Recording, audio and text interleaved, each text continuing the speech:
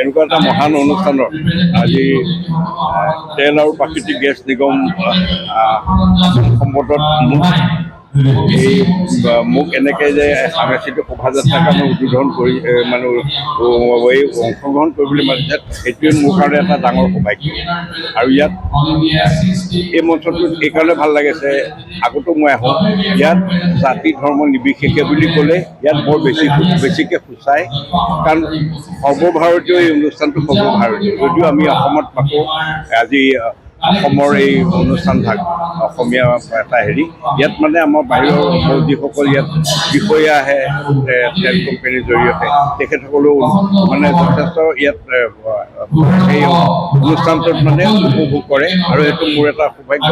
আৰু ইয়াত মানে আগৰ পৰা মোৰ এটা ভাল সম্পৰ্ক আছে আমাৰ বিভূতি কোচ নিপুহঁতৰ, আৰু সেই জৰিয়তে মোৰ তেনেকুৱা আহিবলৈ খুবেই বেছি ভাল লাগিছে, কিয়নো ইয়াত মই প্ৰথমবাৰ আহিছোঁ নাজিৰা ONGC আছাম মেছাটোলৈ, আৰু ইমান সুন্দৰকৈ বিহুখন আয়োজন কৰিছে। এয়া আজি প্ৰথম দিন, আৰু আমাৰ এই শোভাযাত্ৰাৰে প্ৰথম কাৰ্যসূচী তেওঁলোকে আৰম্ভ কৰিব, গতিকে খুবেই ভাল লাগিছে পৰিৱেশটো। যোৱাকালিয়ে আহিলোঁ মই, আৰু ভৱিষ্যতলৈ আকৌ আহিম বুলি আশা কৰিছোঁ।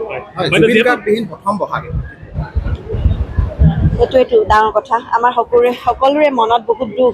আমি যদিও আমাৰ বাপতিসাহোন বিহু, ৰঙালী বিহু আমি উদযাপন কৰি আছোঁ, কৰিবই লাগিব, কিন্তু মনত সকলোৰে দুখ আছে, কিয়নো আমি কেতিয়াও ভবা নাছিলোঁ যে এই দিনটো আমি এনেদৰে আমি ইমান সোনকালে আমি দেখিবলৈ পাম, যে এটা বহাগ মাহটো এনেদৰে জুবিনদাৰ দিন আমি এনেদৰে উদযাপন কৰিব লগা হ'ব।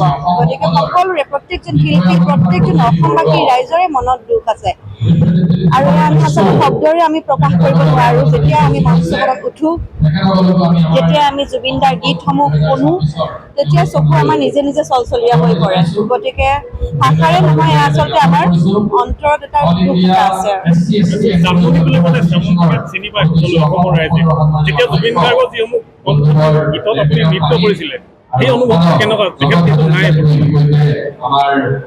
মানে সেইটোৱে আচলতে ভাবিবই নোৱাৰিছিলোঁ যে জুবিনদাৰ অবিহনে যে এই বহাগ মাহটো আমি দেখিবলৈ পাম।